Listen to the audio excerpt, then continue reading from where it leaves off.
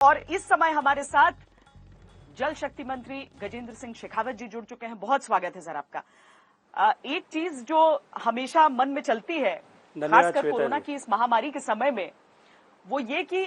Corona के आने से ठीक पहले तक गजेंद्र जी हम चर्चा ये करते थे कि देखिए दक्षिण अफ्रीका में पानी खत्म हो गया है, देखिए दिल्ली में एक एक बूंद पानी की बहुत जरूरी है। अचानक कोरोना आया और उसके बाद हम कुछ देर के लिए पानी को भूल गए। तो कम से कम मंत्रालय के हिसाब से या सरकार के हिसाब से तो ऐसा नहीं हो रहा ना। हम कोरोना के जितना ही इस समय पानी भी सोच रहे हैं, क्योंकि गर्मी का मौसम एकदम आ चुका है और जितनी समस्याएं होती हैं पानी से जुड़ी वो बस आने को है।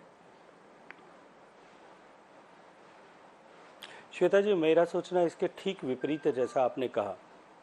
मुझे लगता है कि कोरोना के आने के बाद में व्यक्तिगत स्वच्छता को लेकर के, अपने हाथ धोने से लेकर के गर्म पानी पीने तक में जितना पानी के प्रति जो है चेतना लोगों की और बढ़ी है, वो समाज में जल संरक्षण और जल संचय के विषय को और आगे तक ले जाने में कामयाब होगी। जहाँ तक मंत्रालय का प्रश्न है, क्योंकि वाटर एसेंशियल कैटेगरी का सब्जेक्ट था, इसलिए एक दिन भी उस विषय में काम बंद नहीं हो पाया और लगातार हमने लॉकडाउन के प्रारंभ से लेकर के जल की उपलब्धता राज्य सुनिश्चित करें, राज्य सरकारें ठीक से प्रबंधन करें, इसके लिए बार बार उनसे आग्रह किया।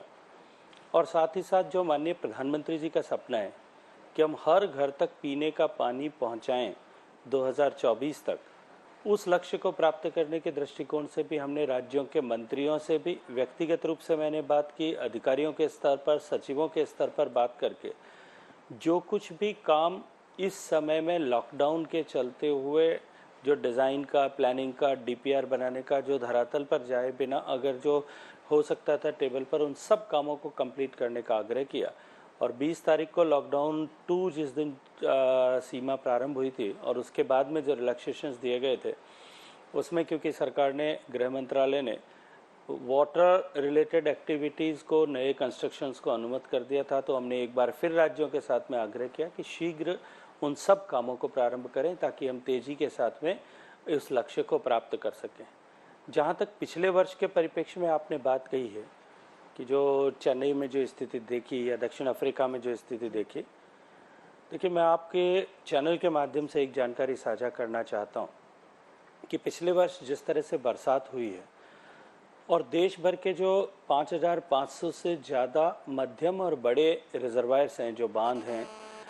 उन बांधों में से कुल 132 बांध ऐसे हैं जिनकी हम यहाँ भारत सरकार में जिनकी मॉनिटरिंग करते हैं, उनके लेवल्स की, उनमें वाटर अवेलेबिलिटी की, इनफ्लो की, आउटफ्लो की।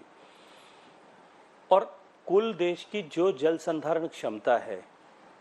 उसका 66% पानी जो है इन 132 बांधों में आता है, लगभग 2/3 पानी आता है। इसलिए मोटे तौर पर इन 132 बांधों की जो परिस्थिति है उसको हम देश का व्यापक अनुमान ऐसा मान सकते हैं।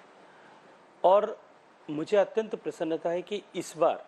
यदि मैं 30 अप्रैल की तिथि को 2019 से कंपेयर करूं 2020 में, तो हमारे पास 56% पानी पिछले वर्ष की तुलना में अधिक है। और पीछे गत 10 वर्ष 2019 से पहले के 10 सालों का एवरेज अगर मैं निकालूं तो भी उस एवरेज से इस वर्ष हमारे पास में 46% पानी एक्स्ट्रा है। और इस बार बर्फ़ भी पहाड़ की चोटियों पर, क्योंकि बर्फबारी बहुत लेट तक हुई है इसलिए बहुत है। इसलिए मोटे तौर पर हो सकता है किसी क्षेत्र विशेष में कहीं कोई चुनौती होगी, लेकिन मोटे तौर पर जो सरफेस वाटर रिलेटेड जितनी भी वाटर सप्लाई स्कीम्स हैं, वहाँ निश्चित रूप से इस बार हालात पहले से बेहतर रहेंगे, अच्छे रहेंगे। और मैं मानता हूँ कि इस बार जो दृश्य हमने चेन्नई में पिछले साल देखा था, वैसी शायद आवश्यकता इस बार नहीं पड़ेगी।